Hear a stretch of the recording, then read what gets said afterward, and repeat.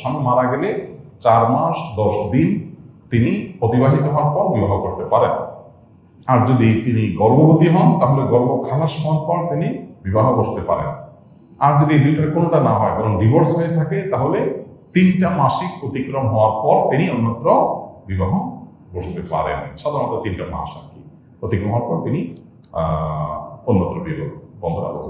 দেখুন, সোশ্যাল মিডিয়াতে অনেকগুলো প্ল্যাটফর্ম পাওয়া যায়, ফেসবুক ইত্যাদিতে রোকিয়া সাপোর্ট গ্রুপ, এই সমস্ত গ্রুপগুলোতে অনেক পরামর্শ পাবেন এবং রাকিদের তথ্য পাবেন। সেখান থেকে আপনি অবশ্যই নির্ভরযোগ্য রাখি যারা শুধু কোরআন হাদিসের আয়াত পড়ে ঝাড়ফুঁক করে বা সুন্নাহসম্মত পদ্ধতিতে ঝাড়ফুঁক করে, শুধু তাদেরকে আপনি অনুসরণ করতে পারেন।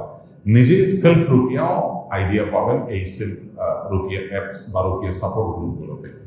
অতএব সেগুলো স্বর্ণাপন্ন হতে পারেন। এছাড়া নিজের আশেপাশে পরিচিত কোনো রাখি সন্ধান আপনি আশপাশে আলেম ওলামা ইমামদের সাথে যোগাযোগ করে নিতে পারেন, তবে তিনি যেন